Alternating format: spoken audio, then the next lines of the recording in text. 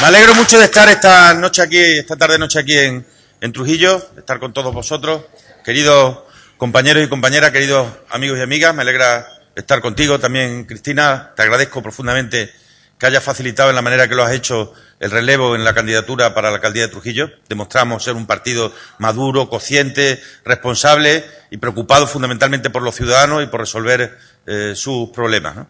Me gusta mucho estar también, como imaginas, Nandi y Fernando, estar a tu lado. El primer meeting que damos juntos y como te decía antes, has debutado con picadores y eso siempre tiene su encanto y lo has hecho muy bien y has estado a un magnífico nivel, ¿no? Creo que has puesto negro sobre blanco lo que es la arquitectura de un programa electoral muy pensado, en lo que significa un programa socialdemócrata, un programa progresista, un programa pensado en los ciudadanos y un programa para su pueblo. Es decir, es un programa pensado por y para Trujillo, los trujillanos y las trujillanas. Yo me voy a dedicar, como siempre, a hablar de nosotros. Ahora, alguna cosita voy a puntualizar de inicio. Por mucho que queramos, por mucho que se empeñe la oposición, por mucho que se empeñe el PP en hacer de esta campaña algo distinto, y han ido pasando de unos temas a otros en los últimos meses, intentando que lo que los ciudadanos al final crean que se vota el día 22 es otra cosa. El día 22 se votan dos cosas. Una, ¿quién va a ser el alcalde de Trujillo? Si Fernando Acero o Casero. Eso es lo que se vota. Con las políticas que tienen detrás y con sus programas políticos. Y dos, se va a decidir si el próximo presidente de la Junta de Extremadura es Monago o soy yo. Eso es lo que se vota. Exactamente eso es lo que se vota. Todo lo demás que quieran enredar es simplemente enredo. Y por cierto, Izquierda Unida decía el otro día que no estaba dispuesta a pactar con el PSOE. Y yo le digo, ¿sabe usted si el PSOE está dispuesto a pactar con usted?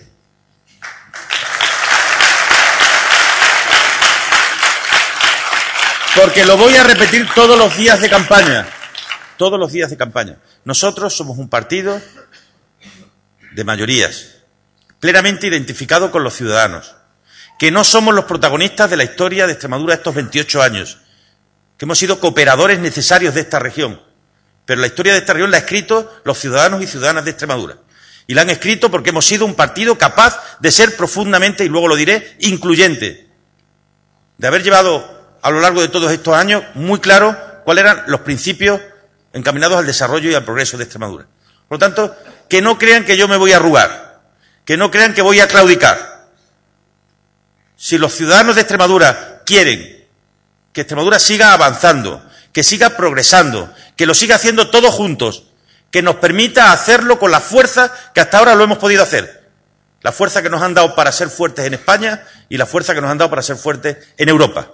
Que nadie piense que yo me voy a entregar a la primera de cambio, ni por nada ni por nadie, y que voy a renunciar a desarrollar y a llevar a cabo lo que son los principios que inspiran nuestra ideología, que son los principios de la socialdemocracia y también, en este caso, los principios de la defensa profunda del regionalismo, de más Extremadura y también más España. A lo largo de los últimos días, ayer tuvimos la visita aquí del señor Rajoy, estuvo todo el día en Extremadura, con una densísima agenda. Estuvo por la mañana un ratito en Jerez y por la noche un mitin en Mérida. A mediodía estuvo descansando en Zafra. Y según me contaba alguien en Zafra, anoche cuando estuve en el mitin, confesó cuál va a ser la primera ley que apruebe cuando llegue al gobierno, porque como dan por hecho que ya van a llegar. ¿Sabéis qué ley es la que tiene Rajoy pensada aprobar la primera? La ley del mínimo esfuerzo. La ley del mínimo esfuerzo. Bueno, pues dijo en ese acto, dijo en una entrevista que le ha concedido al diario regional Hoy, que él le pediría a Monago que si hace falta que pacte con Izquierda Unida. No, si no se lo tiene que pedir, si ya lo han hecho. Si lo hicieron en el año 95. Si la historia basta refrescar la memoria. En el año 95, cuando nosotros perdimos la mayoría, el PP e Izquierda Unida hicieron la pinza y se pusieron de acuerdo y gobernaron, por ejemplo, en la Asamblea de Extremadura. Estuvieron a lo largo de toda la legislatura haciendo la pinza, como muy probablemente volverían a hacer ahora, no tengo la más mínima duda. Por eso yo no le pido el voto a la gente para mí, para ganar. Se lo pido para que gane Extremadura. Yo he demostrado a lo largo de esta legislatura, teniendo 38 diputados sobre 65, teniendo casi el 60% de los diputados de la Cámara, he demostrado saber trabajar contando con las minorías, pactando con las minorías. Es decir, las mayorías absolutas no te conceden la certeza absoluta. He sido capaz, teniendo mayoría absoluta, de gestionar el acuerdo y el pacto como una manera de estar y de hacer en política. Pero el tener la mayoría te da la fortaleza de poder defender a Extremadura en España y en Europa sin tenerte que someter a ningún tipo de condición más allá de las que están establecidas por tus compromisos con los ciudadanos. Y de eso es de lo que se trata. Y a eso es a lo que me voy a dedicar a lo largo de estos días. A establecer nuestro compromiso con los ciudadanos. Pero que nadie se equivoque. Que no crean que esto es un juego de niños. Esto es algo muy serio. Momentos duros y difíciles, en los que más que nunca es necesaria la estabilidad política. Y por último, ya sabemos cuál es el programa electoral del PP. Ya lo sabemos. Y sabemos que es el programa electoral que otros han llevado a cabo en sus comunidades autónomas. Es muy parecido al de Murcia, es muy parecido al de Valencia. Las políticas económicas que el PP quiere llevar en Extremadura ya se han probado en Murcia y en Valencia. ¿Sabéis cuántos desempleados más habría en Extremadura si hubiéramos llevado las políticas en Extremadura que se han llevado en Murcia y en Valencia? 40.000. Que son los desempleados de más que se han producido en Valencia y en Murcia respecto a los que se han producido en Extremadura. Y yo no quiero eludir mis responsabilidades. No las he eludido nunca a lo largo de estos 4 años. He dicho que para ser parte de la solución hay que ser parte del problema. Tiempo habrá cuando lleguen las elecciones generales de analizar por qué ha ocurrido a nivel del país y a nivel de Europa y a nivel del mundo todo lo que ha ocurrido. Aunque cada día se empeñen en decir que es para el responsable de todos los males, yo no tengo la culpa de que quebrara Lehman Brothers. No la tengo. Ni tengo culpa de que hubiera que nacionalizar la General Motors. Ni tengo la culpa del rescate de Grecia, de Irlanda y de Portugal. O sea, ellos quieren aislar como si nosotros fuéramos un hecho aislado del resto del mundo. Esta crisis no es nuestra, pero también es nuestra. Tenemos nuestra parte de responsabilidad, que yo asumí en su momento y asumo ahora. Porque a la gente, para poderle mirar a la cara, hay que decirle y contarle la verdad. Nos acostumbramos a vivir de una determinada manera, porque esta crisis económica tiene previamente una crisis de valores, en el que casi todo se podía comprar y casi todo se podía vender. Por esa razón, tenemos que reconocer que todos nos habíamos equivocado un poquito. Lo fácil es culpar solo a terceros. Estos se dedican a ir por los sitios y en Mérida la culpa es de Calle, de Vara y de Zapatero, pero en Badajoz excluyen al alcalde, la culpa es solo de Vara y de Zapatero. Y en las comunidades autónomas donde no gobiernan ellos, la culpa solo es de Zapatero. Porque a ellos no les importa tanto el que se resuelva el problema como que el problema les sirva para llegar a donde quieren llegar, que es llegar a los gobiernos. Ellos el año pasado, el 12 de mayo,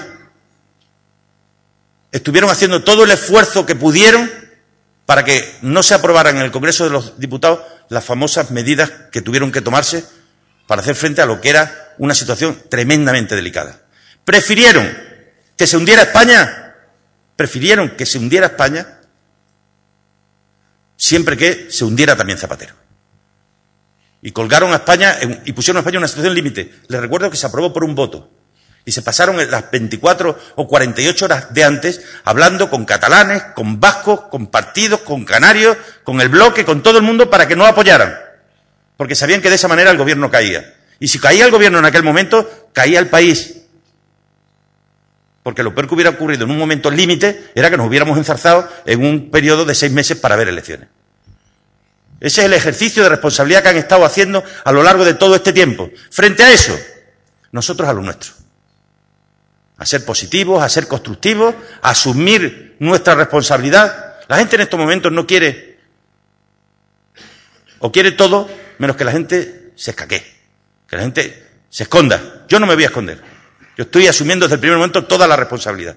Y cuando llegué a la conclusión, en mitad de la legislatura, que esta no era una crisis económica más, sino que era algo mucho más profundo y que entraba en los tuétanos de la propia sociedad, que había crecido y había progresado con cargo a deuda, con cargo a déficit y con cargo a crédito, propuse que no solo eran necesarias medidas anticrisis, sino que eran necesarios también un gran pacto social y político de Extremadura de reformas para el futuro.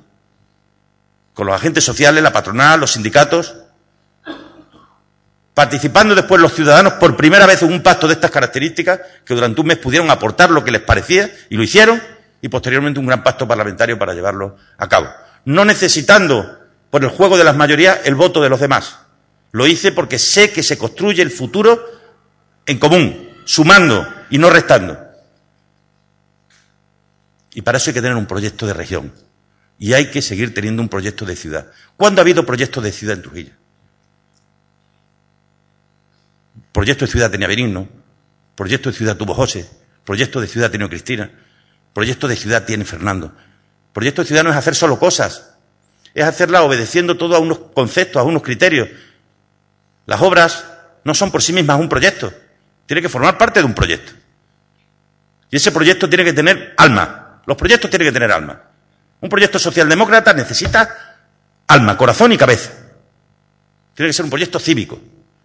Estos no son momentos para decir solo lo que la gente quiere oír. Son momentos para decir lo que la gente tiene que oír, lo que los ciudadanos y ciudadanas deben oír. Y deben oír que es momento de exigir nuestros derechos, pero también es momento de cumplir con nuestras obligaciones. Que detrás de todo lo que sea yo me merezco tanto, tiene que haber la sociedad se merece de mí que cumpla con mis obligaciones. Esto yo lo suelo resumir en una frasecita muy sencilla, es que los pueblos más limpios no son los que tienen más peones de limpieza, son los que la gente los ensucia menos. Esos son los pueblos de verdad más limpios. Y como eso llevémoslo al extremo. ¿Qué estamos todos dispuestos a hacer por los demás? Esto no es la frase aquella de todos para uno y uno para todos. No, esto es todos para todos. Todos aportando y todos recibiendo. Proyecto cívico, profundamente comprometido. Cómo se construyen y cómo se hacen las grandes cosas. Antes lo decíamos. Las grandes cosas se hacen poquito a poco. Pero hay que tener claro lo que se quiere hacer. Hay que tener claro dónde se quiere llegar. Y saber que solo se llega si somos capaces de comprometer al conjunto del cuerpo social. Para que uno ande, no basta solo con que ande tu pierna izquierda o tu pierna derecha, tiene que andar todo, anda tu cabeza, andan tus brazos, anda tu corazón, tiene que andar todo el cuerpo. Cada uno aportando la parte que le corresponde. Tiene que ser un proyecto cívico y también ético. Hay un distanciamiento de la gente respecto de la política. Eso es evidente. Los ciudadanos y ciudadanas reconocen en las encuestas que el tercer problema que tienen en estos momentos es la política y los políticos. Eso hay que combatirlo, pero combatirlo no es negarlo. Es ser capaces de que eso no sea así. Y para eso hay que ser profundamente ético y transparente. Nuestros gobiernos siempre lo han sido, pues ahora lo tenemos que ser más. Yo uno de los momentos en los que me he sentido más profundamente orgulloso ha sido el sábado pasado.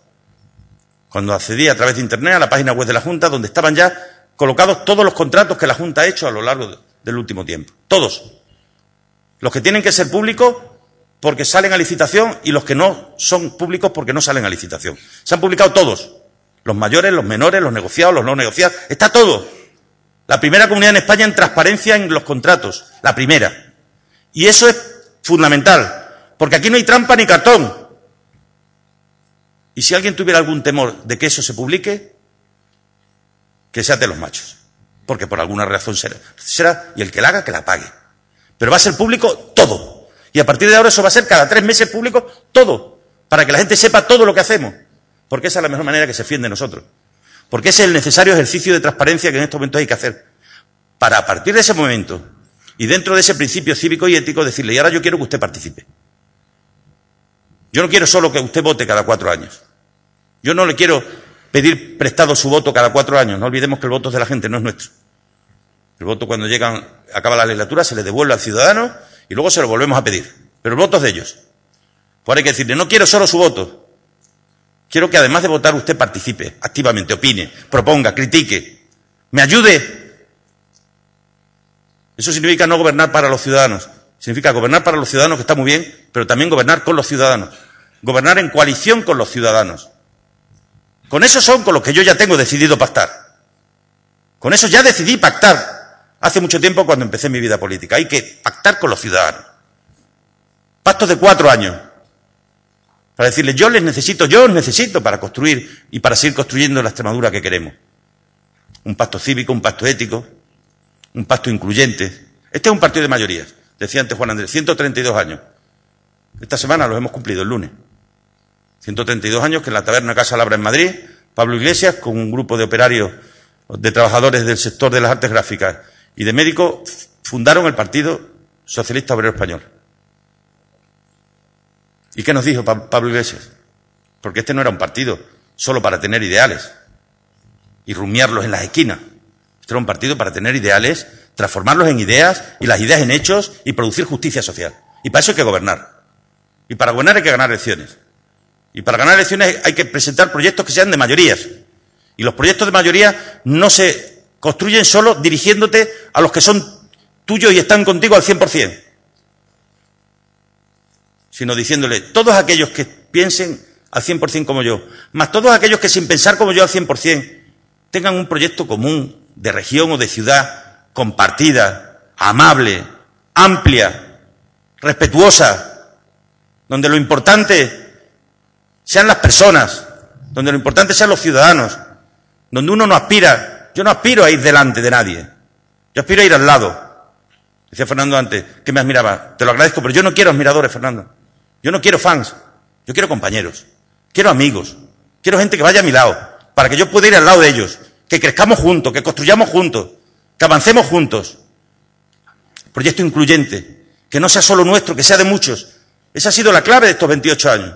Hemos sido capaces en Extremadura, y cuando hemos sido capaces en Trujillo lo hemos logrado, de hacer proyectos profundamente incluyentes, que no sean sectarios, respetuosos con lo que cada uno piense, con lo que no piense, con los que creen, con los que no creen. Hacer las avenidas amplias, no las físicas, las mentales, que quepamos todos por esas vías.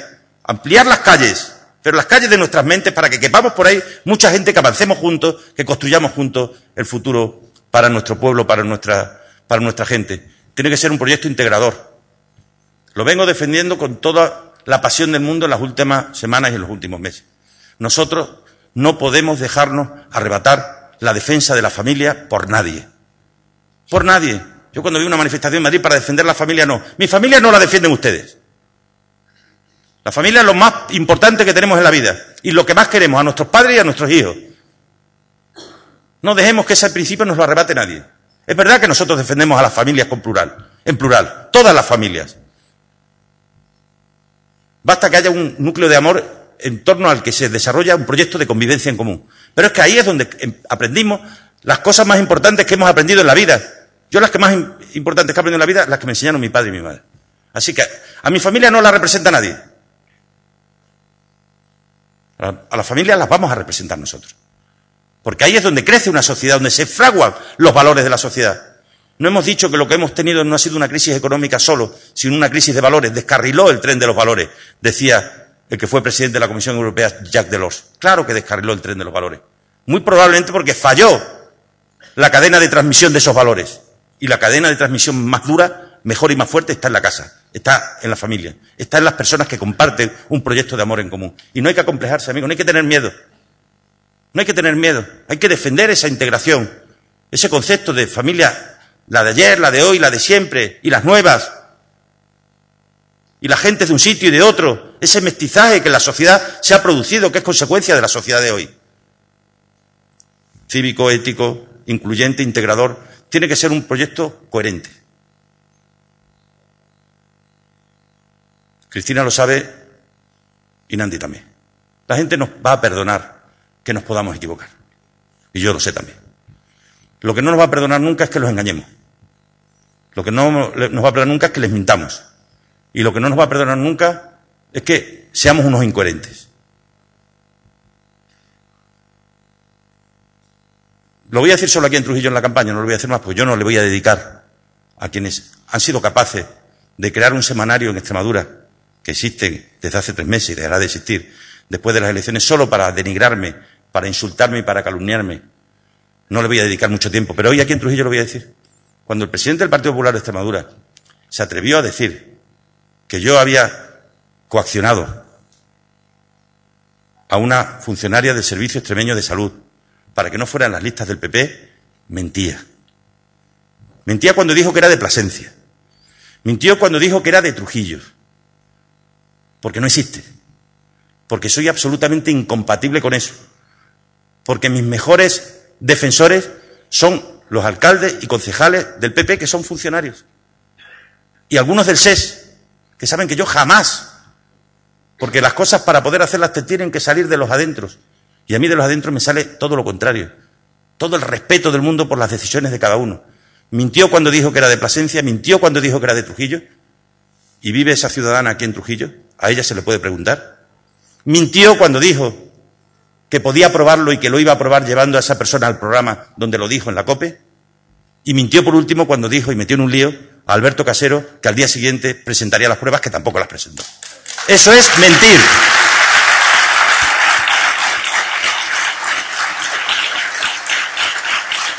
Eso es mentir, es embarrar, emborronar. Eso es emponzoñar. Frente a eso, ¿sabéis qué hay que hacer?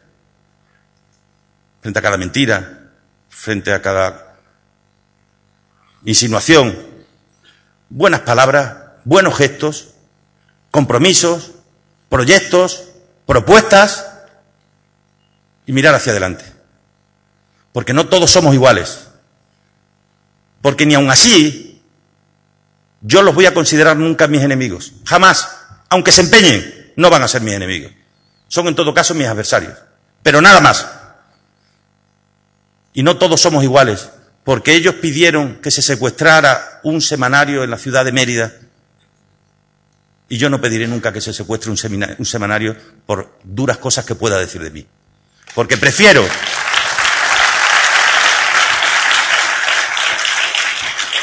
Primero porque creo en la madurez democrática de los ciudadanos de esta tierra. Esta tierra la gente es muy sabia, pero que es muy sabia.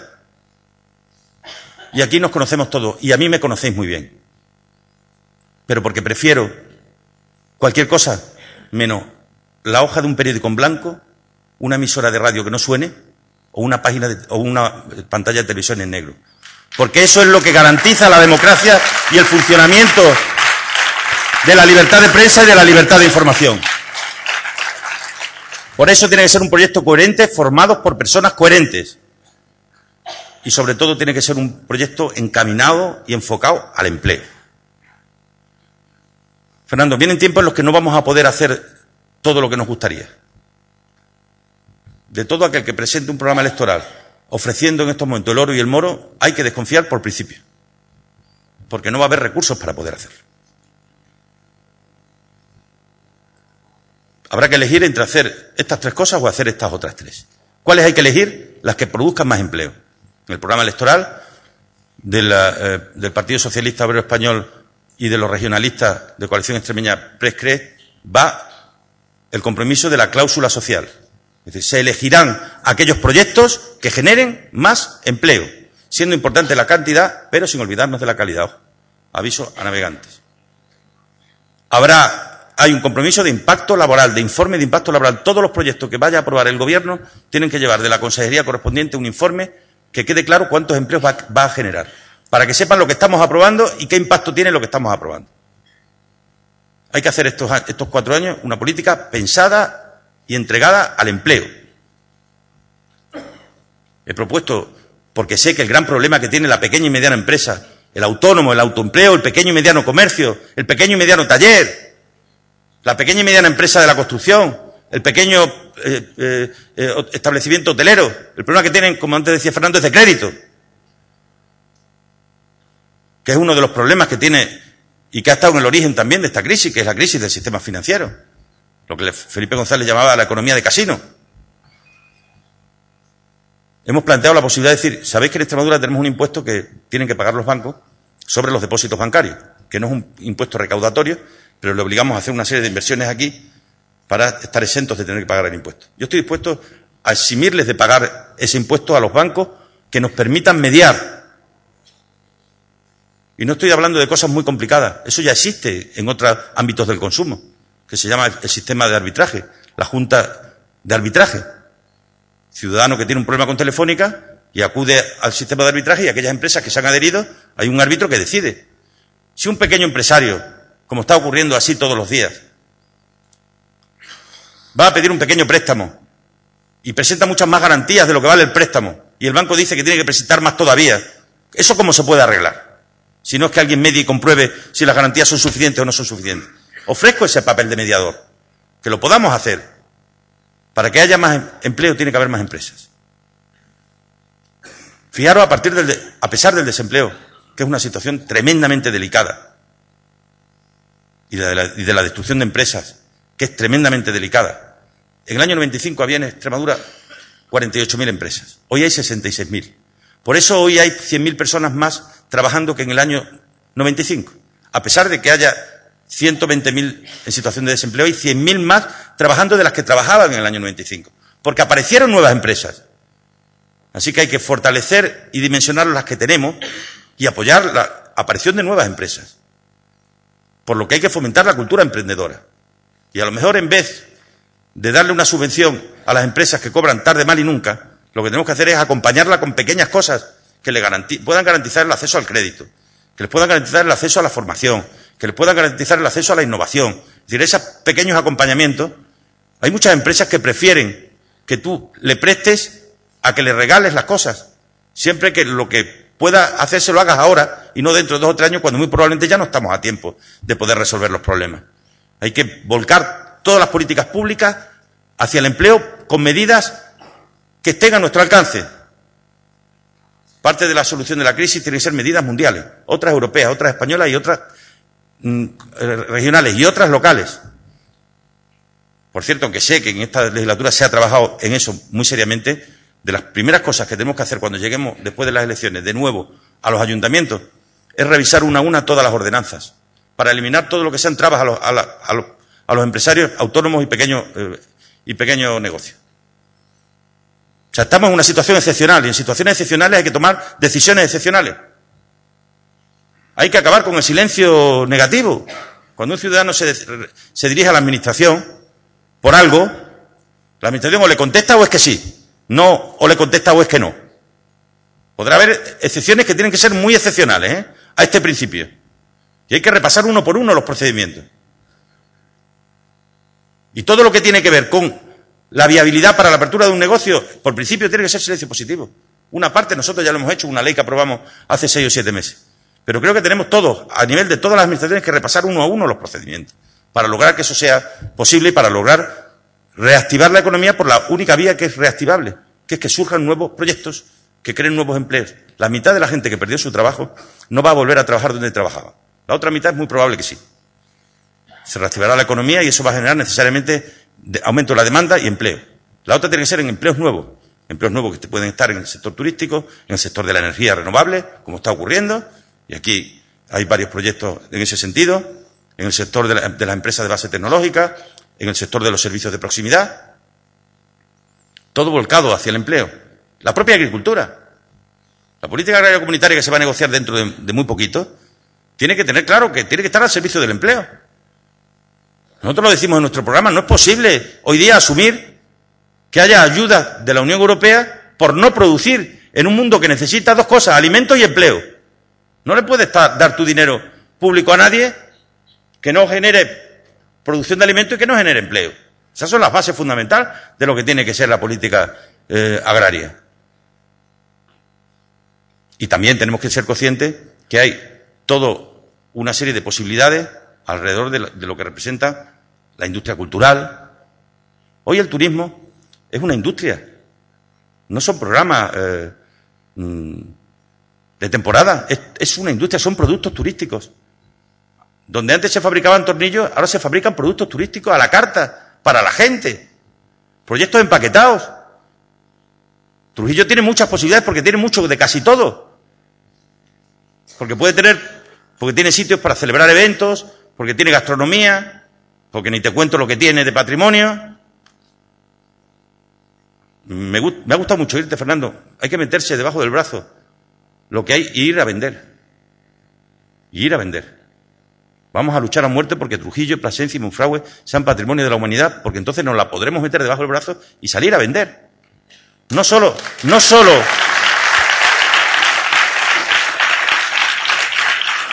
se vende fuera la fruta o el vino o el queso, se pueden vender muchas cosas. Todo al servicio del empleo. El segundo pilar del programa es la educación. Hemos querido que esté aparte de las políticas sociales, porque la educación yo creo que trasciende y en una crisis como esta tiene mucho que ver con la salida de la crisis.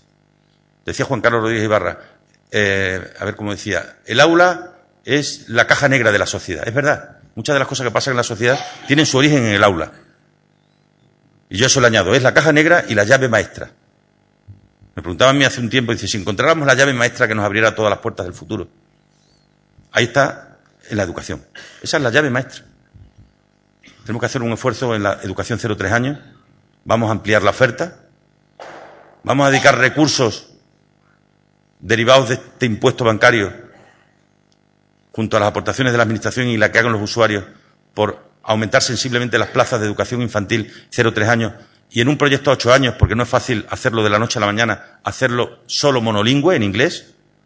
Habrá que hacer un programa de formación muy grande a la gente que está, que no hace falta que se conviertan todos en Shakespeare para enseñar a los niños de 0-3 años palabras y conceptos en inglés. No hace falta ser un excepcional experto, basta con llevar a cabo un proceso de formación serio, llevado por profesionales ese proceso y validado adecuadamente. Vamos a seguir con el esfuerzo por el éxito educativo. En esta legislatura ha pasado lo más importante que ha pasado en todos estos años de democracia.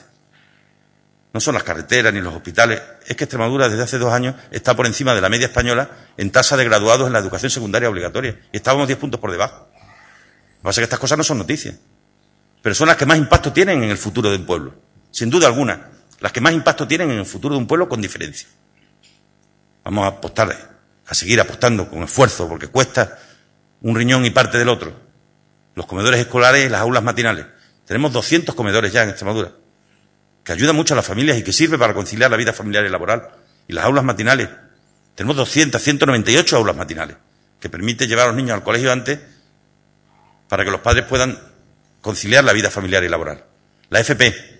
La medida clave, fijaros que fue importante la ley de educación. Haber llegado a un acuerdo por primera vez en una región, todo el mundo sobre la ley de educación, esto es algo respetado y admirado por toda España. Y yo he recibido, no podéis imaginar la cantidad de comunicaciones de todos lados. Para lo cual basta simplemente con querer.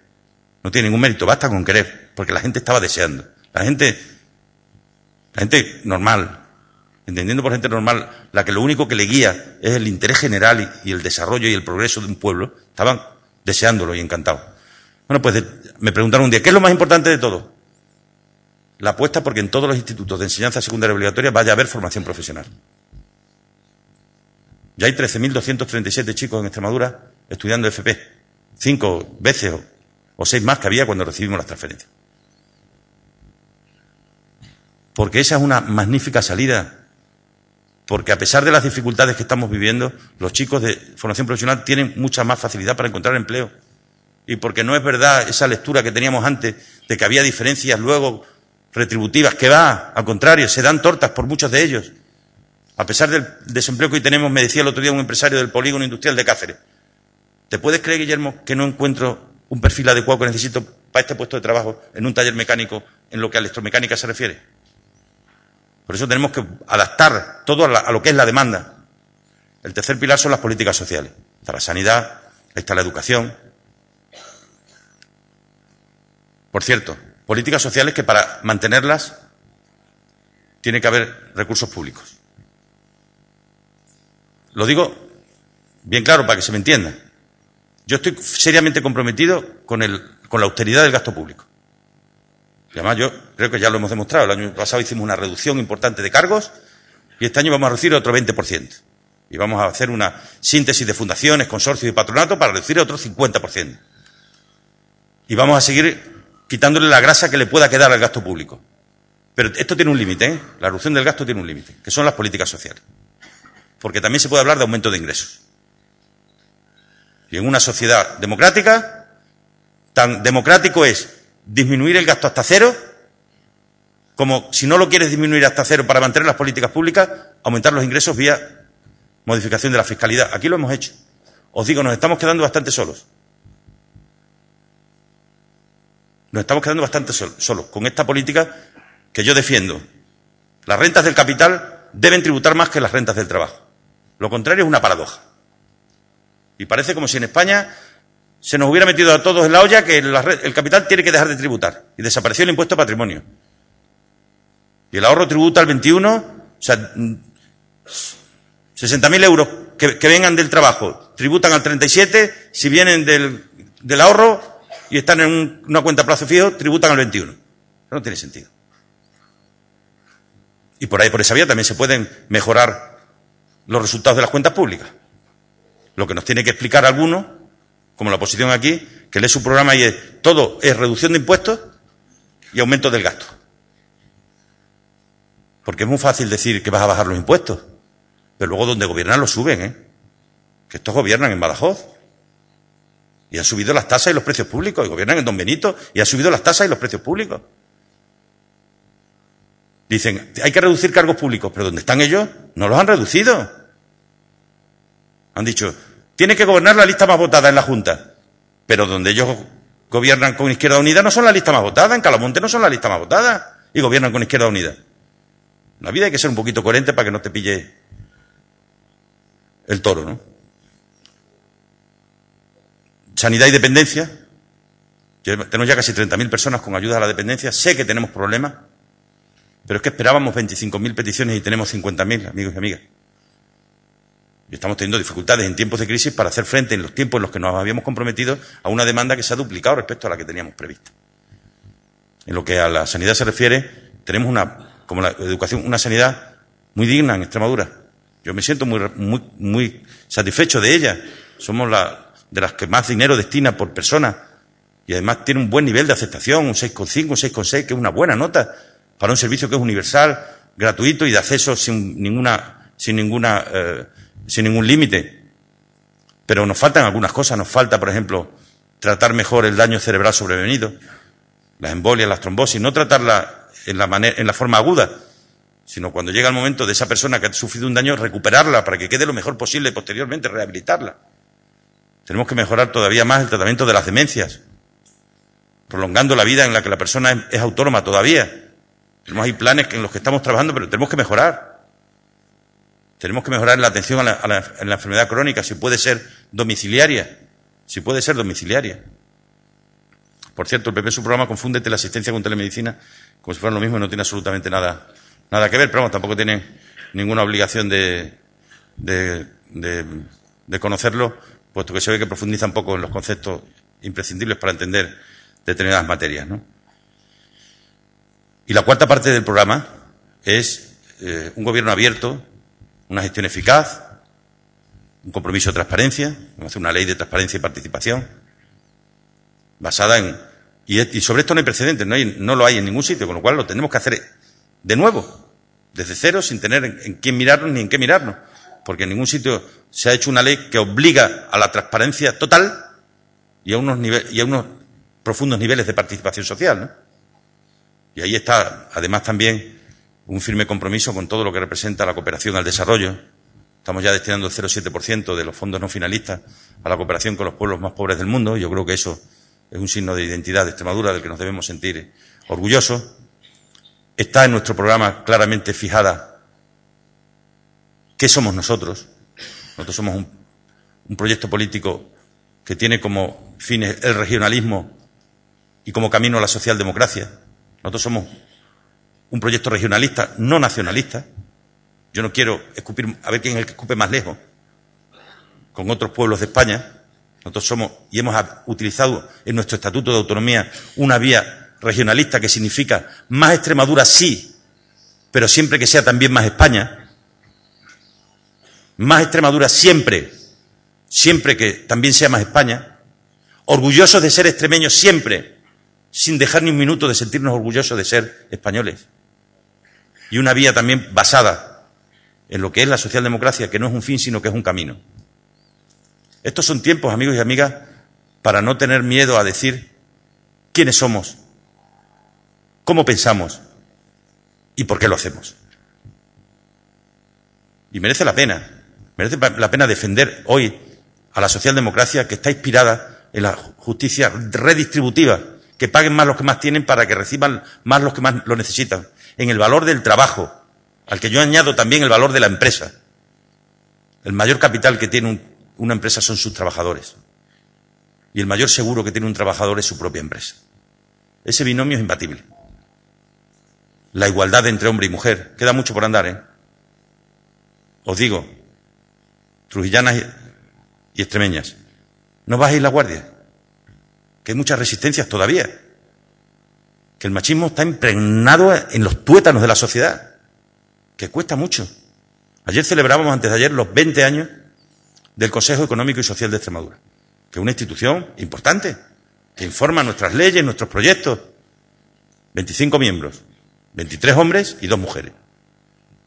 Esas organizaciones, cuando pasen las elecciones, yo ya lo he dicho, a los agentes sociales, a quienes tienen y están representados ahí en el Consejo de Desarrollo Rural, nos tenemos que sentar, porque ya no representan a Extremadura. Esa foto ya no vale, esa foto ya no es la de la Extremadura de hoy. Pero es que hay mucha resistencia, porque lo que no sea obligatorio por ley, como es, por ejemplo, que haya paridad en las listas, no se cumple. Y en España las 45 principales empresas, pues todos los presidentes de los consejos de administración son hombres. Y los directores de los periódicos, todos hombres. Y hay más. Hoy he estado en la graduación de los alumnos que han terminado la carrera de medicina en Badajoz. 70 y tantos % mujeres. Vas a los hospitales y no ves más que batas blancas, mujeres. Ahora vete a los despachos de los directivos. A ver quiénes están. Fundamentalmente hombres. Algunas cosas han ido cambiando, pero muy despacito, muy despacito. Merece la pena dedicarse a eso. Agilizar la igualdad entre el hombre y la mujer. La siniestralidad laboral. Claro que merece la pena luchar contra la siniestralidad laboral. ¿Cómo se puede morir en un sitio donde vas para vivir? Lo que te sirve para vivir, que es el trabajo, resulta que es lo que te acaba costando la vida. ¿Cómo es posible eso? Y que lo veamos con normalidad todavía y no digamos, pero ¿cómo es posible que solo sean determinados delegados sindicales los que se manifiestan cuando hay accidentes de trabajo? Debería ser la sociedad en su conjunto. Porque es una paradoja que la gente se muera trabajando. Si eso está para vivir, para emanciparte, para ser libre, ¿cómo vas a morir trabajando? Habría que reforzar las medidas de protección en el nuevo plan de protección, de prevención de riesgos laborales. Habría que reforzar la medida de protección y aumentar los castigos por su no cumplimiento. Todo lo que es el trabajo por las nuevas fuentes de energía, que yo creo que es lo que más nos puede hacer ser solidarios con las generaciones que vienen detrás. O sea que hay muchas cosas que son propias de una ideología progresista a las que merece la pena dedicarse. Tenemos que decir bien alto, mire, nosotros, por mucho que el mundo quiera, nosotros no nos vamos a ir a vivir a la avenida del liberalismo. No. Que no, que vamos a seguir viviendo en la calle de la igualdad y de ahí no nos mueve nadie. Y cuando nos pregunte ¿qué significa eso vivir en la calle de la igualdad? Pues todo esto que le estoy contando, esto y esto. Y esa es mi carta de navegación. Porque si no, al final, los ciudadanos pueden tender a equivocarse. Cuando algunos intentan embarrar la vida política, no lo hacen por casualidad. Esto es como los partidos de fútbol. Un ciudadano que llega a un campo y resulta que los que iban vestidos de blanco y los que iban vestidos de azulgrana, como había mucho barro, cuando acaba el partido no se sabe quiénes son unos y quiénes son otros, no sabes quién quieres que gane. Por eso tenemos que delimitar muy bien. Y para eso tienen que servir las campañas. Usted, que no somos iguales, que no defendemos los mismos valores, que cada uno defendemos cosas distintas, que no tenemos el mismo modelo de sociedad, que aunque podamos coincidir en algunas cosas, en otras muchas, no coincidimos. Y tenemos que someter a la decisión de los ciudadanos, al final, que decidan lo que crean que es mejor para ellos y para el conjunto de la sociedad. Este ha sido un partido siempre que ha tenido mucho apoyo porque ha sido un partido muy parecido a cómo es la gente. Y ese es nuestro gran reto, seguir siendo un partido que nos parezcamos mucho a cómo es la gente, a cómo son los ciudadanos y las ciudadanas. Y los ciudadanos y las ciudadanas, la mayor parte de la gente son normales, aunque tengamos nuestras manías, que todos tenemos. Yo también tengo unas cuantas que se las contara. Todos tenemos manías. Pero somos gente normal, sensata, con sentido común, pero fieles a unos principios y unos valores que los hemos ido desarrollando a lo largo de la historia, actualizándolos a la realidad de los cambios que se han producido en la sociedad. Ser de izquierda hoy pues no es lo mismo que hace 100 años, cuando se trabajaba de sol a sol. Hoy la sociedad ha ido evolucionando, pero sigue mereciendo la pena luchar por defender la igualdad de oportunidades. ¿Usted quiere en una opción liberal, como dicen algunos, Sanidad para todos siempre, pero no igual para todos. Educación para todos sí, pero no igual para todos. ¿Vale? Pues usted lo defiende, pero yo defiendo lo contrario. Y eso significa gasto público. ¿Qué es esto de denigrar todo lo público? Una cosa es que podamos estar de acuerdo en que lo público hay terrenos en los que no se debe meter, porque la iniciativa privada lo puede hacer y lo puede hacer bien, pero ¿qué es esto de que todo lo que se une a público es malo? ¿Pero eso dónde está escrito? Si eso es lo que ha logrado que hoy día tengamos unas cotas de protección en España como no las habíamos tenido nunca en la historia. Basta comparar con otros modelos donde no es así y comprobaremos cómo son las cosas. Por eso digo que teniendo claro cuáles tienen que ser las características de nuestro proyecto, teniendo claro que es muy importante que seamos capaces de explicar lo que ha ocurrido, por qué ha ocurrido, lo que hemos hecho y por qué lo hemos hecho. Y al mismo tiempo teniendo claro que esos 4 pilares, el empleo y desarrollo económico, la educación, en nuestro programa le llamamos el aprendizaje a lo largo de toda la vida, porque la educación no solo es mientras el niño está en el colegio, qué decir de la formación continua a lo largo de la vida. La vida estamos toda la vida aprendiendo y toda la vida enseñando. Siempre tenemos alguien de quien aprender y algo que enseñar. Las políticas sociales y el gobierno abierto, transparente, eficaz, solidario. Con esto tenemos carta de ruta para salir por las calles, pueblos de Extremadura a contarlo y a pedirle el voto. Diciendo que yo no quiero el voto porque sé que es suyo, se lo pido prestado.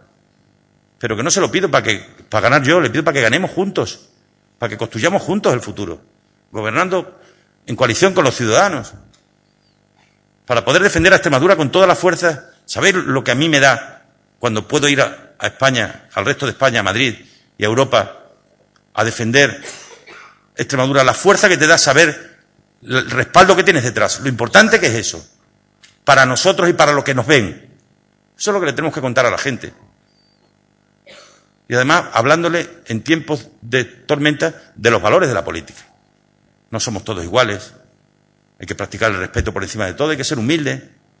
Yo hay cosas que tengo seguras y otras que no.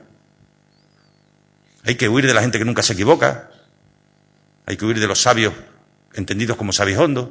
Hay que huir de esos que tienen la patente de la verdad, que están en posesión de las verdades absolutas. A mí eso me dan un miedo.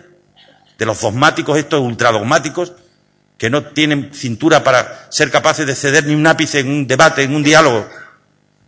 Esas son las características y los valores que tienen que hacer recuperar a la política un espacio de afecto de la gente. Porque la gente puede seguir votando aunque tenga desafecto de la política. Pero eso no es bueno para la política. La gente tiene que votar sabiendo que eso no solo es necesario, sino que además es bueno. Porque está produciendo mayores tasas de desarrollo, de progreso, de prosperidad compartida por el conjunto de la sociedad, ya digo, aportando cada uno en función de lo que tiene, no solo económicamente, sino también en sus talentos, en su conocimiento y recibiendo en función de lo que cada uno necesita. En manos de los ciudadanos está y en manos de las ciudadanas está. Nosotros tenemos que decir, aquí estamos para ser capaces de seguir construyendo la Extremadura y el Trujillo que queremos. Y para eso los necesitamos hoy, mañana y siempre. Nada más y muchas gracias.